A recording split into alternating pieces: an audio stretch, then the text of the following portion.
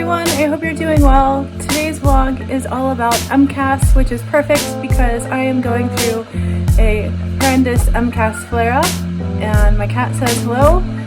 And yeah, let's make some tea and sit down and chat, shall we?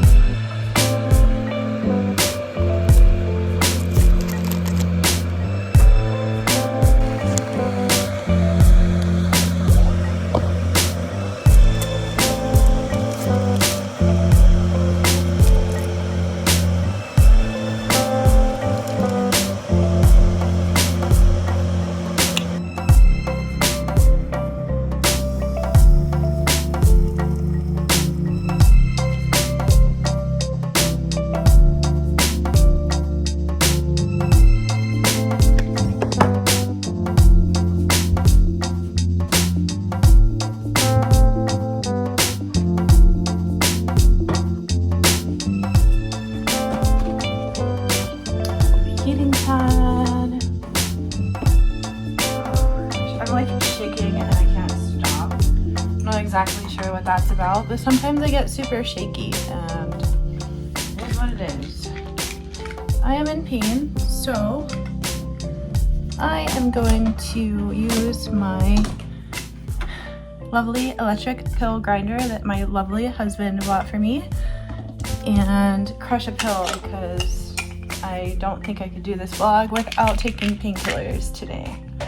I got this off of Amazon and I will put a link for it in the description box below in case you need one as well, or you are taking care of someone who could really benefit from this. And I don't know if I could show you. Hold on 1 second. So, this is what my feeding tube looks like when it's not hooked up. Well, it's hooked up to the extension. This part here is called the extension, and this little mini one button is the actual feeding tube. So, I'm just gonna put you down for a second. So I clamp this down first. I open up the top, and then I push it slowly, and this water is lukewarm temperature water. It's not too hot and it's not too cold. So I'm just gonna go ahead and push this through. And I also have Reactin, you guys, because my skin has been awful. I feel like my body is eating itself. Like the inflammation is just horrible and I feel horrible and it is horrible. So I need to take some Reactin. Okay, I just flushed it with water and I am going to put this away and come right back. I really hope that whenever I make tea, you guys are also making tea or coffee or hot cocoa or a hot beverage as well.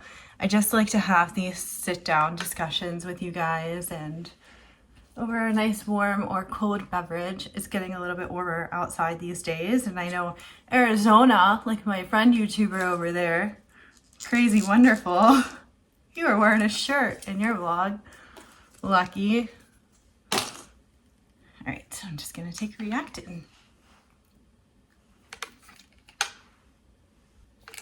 And this is a new Nalgene. You might have seen it in a few other episodes on this channel, but it is glow in the dark and I'm gonna use it for when we go car camping this year. So I'm super excited about that. I've been using it every single day just because I'm excited for our future adventures together. And yeah, I am going to get settled in here. I'm super shaky. If you guys know what that means, let me know. I'm not diabetic. If that's what you're thinking. So does MCAS cause shakiness? I don't know. Oh, I'm too hot, man. Can't win today. I'm gonna drink some hot tea. This is Buddha's Blend by David's Tea, if you guys are wondering.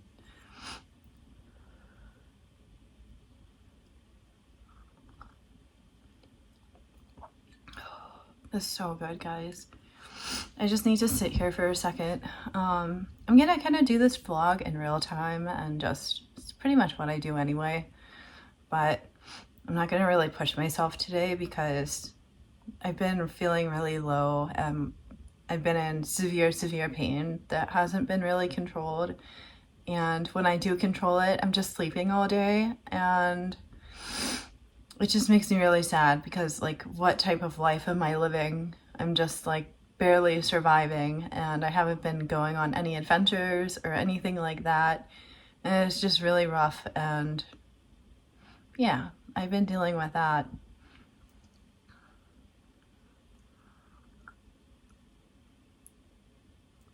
Those of you who are healthy and would like to help, I have a Buy Me a Coffee account. It is in the description box below, as well as an Amazon wishlist for items that I could use while I'm just at home and on the road. And I do have a few car camping adventure items on there as well, just because I'm trying to survive as is and buy all of my medications and see all the doctors that I need, and all of that really adds up, and it's expensive for someone who's on disability and not making enough money to survive to begin with. So I'm just struggling. It's not fun. It's embarrassing. It's hard to tell healthy people what it's actually like, and honestly, I've given up trying. I need to go get a tissue though. I'll be right back. Okay, I got some tissues. But yeah. So anyway, today's discussion is about MCAS and my MCAS journey, and I don't really have much of an MCAS journey. I've always had symptoms. I didn't know what they meant until a few weeks ago, actually, and it all kind of clicked in my brain. I didn't realize that the body eating itself feeling that I'm assuming everyone gets, maybe not everyone, I don't know, comment below if you are one of these people where you feel like your body is actually eating itself. I don't know how else to describe it other than that. It is like you're just being eaten alive from the inside out. And this is me struggling. I wasn't gonna vlog today, but then I wanted to show what it's like to try and vlog while I'm struggling. So if you're wondering why this vlog is terrible, that's why. I just want to point out that I am not a healthcare provider or a medical professional, so any advice or suggestions or anything like that, just take it with a grain of salt. I just share what works for me, and what might work for me may not work for you. And I can only tell you from my own experience, not other people's experience. So with that said, imagine getting out of the shower with rapid heart rate, pre-syncope, lightheadedness, shortness of breath, and an itchy and red face rash. Weakness in your arms and leg, and brain fog all at one time. Now, imagine putting on deodorant because you're still getting ready. The scent is too strong and it's causing you to react. Imagine suddenly getting an allergic reaction to something that you've been eating for years. Or getting hives all over your body just because you changed your laundry detergent. Imagine trying a new medication, which I know is a fear for many of us. Trying a new medication when we had so many reactions to previous ones can be really scary. Now, imagine if you reacted to stress. Just stress. Or no sleep. What are mast cells? Mast cells are part of your immune system. They help protect you by releasing substances like histamine when your body detects something harmful, like an allergen or infection. However, in MCAS, these cells become overactive or misfire even when there is no real threat. Rude. It can cause reactions to food, smells, stress, temperature changes, even things that used to feel completely normal. So how does MCAS affect me? MCAS can affect multiple systems all at once, which is why it's often confusing to diagnose. such as in my skin, I get flushing, itching, and hives. In my digestive system, there can be nausea, diarrhea, constipation, or stomach pain. For breathing, it can cause wheezing or shortness of breath. For heart rate, it can cause rapid heart rate or dizziness. For the brain, it can cause brain fog, headaches, and anxiety. Symptoms can come and go in flares and might feel random. What is the treatment for MCAS? Well, the treatment it's just management. There is no cure for MCAS. And that would be antihistamines like the one I just took, which is Reactin, mast cell stabilizers, avoiding the triggers, which can be nearly impossible at times, and lifestyle adjustments. And good luck trying to find a doctor who treats MCAS because they are few and far between. And if you know of one, please write your state and the doctor's name or your province and the doctor's name below so that we can help people connect with the doctors that they need to keep pushing forward. How does MCAS differ from allergies? This is the simplest way to understand it.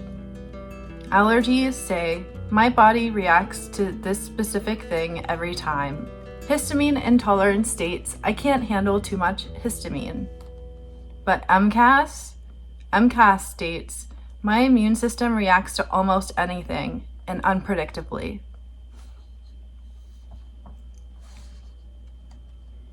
So how was I diagnosed?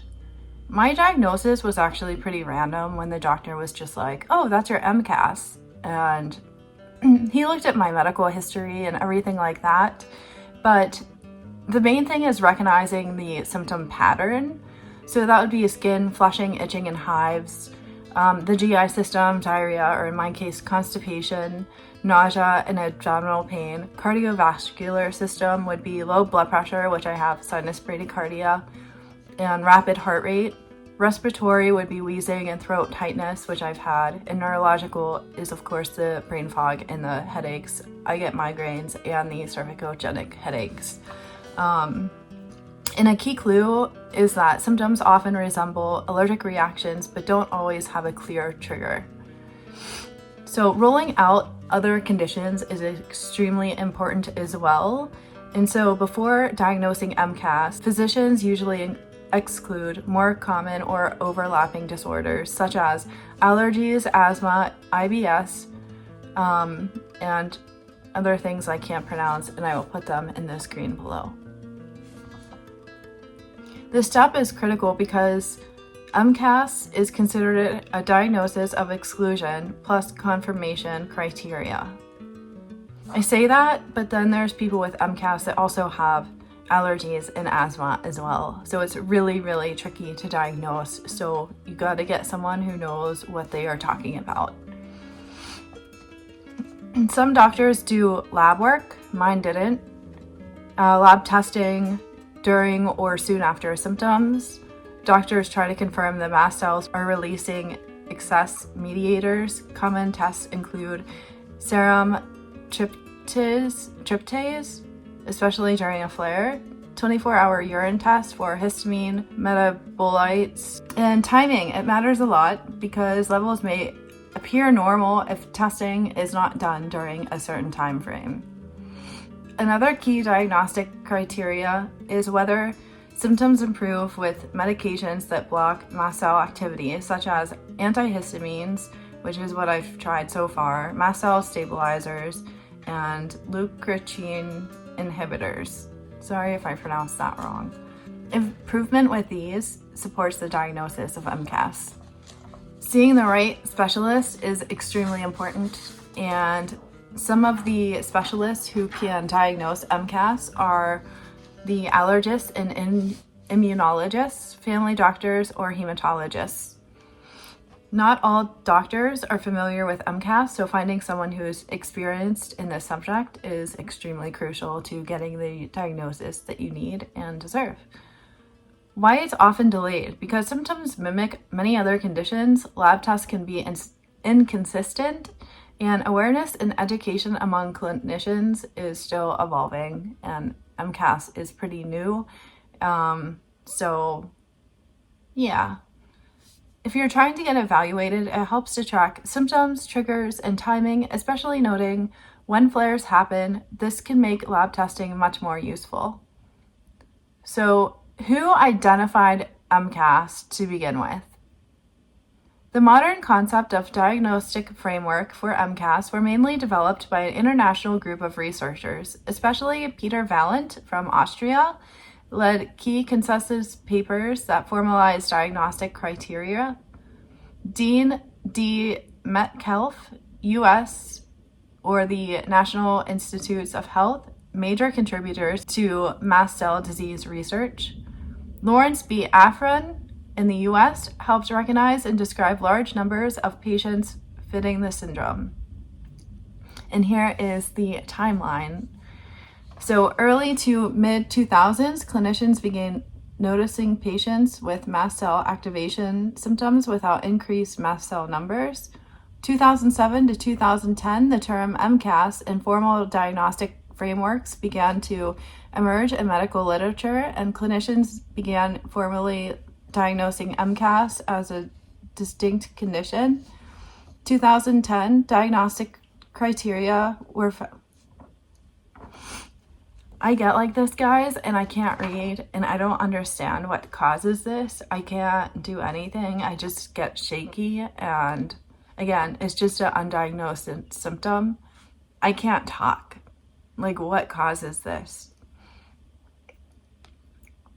One person I saw thought that it might be a seizure, but I don't think it's a seizure. But it's really weird that I can't talk. So, if this is MCAS, please let me know in the comment section below. We are going to get through this timeline. Oh God. 2010's diagnostic criteria were found and more widely accepted, especially throughout consensus papers by Valent and colleagues.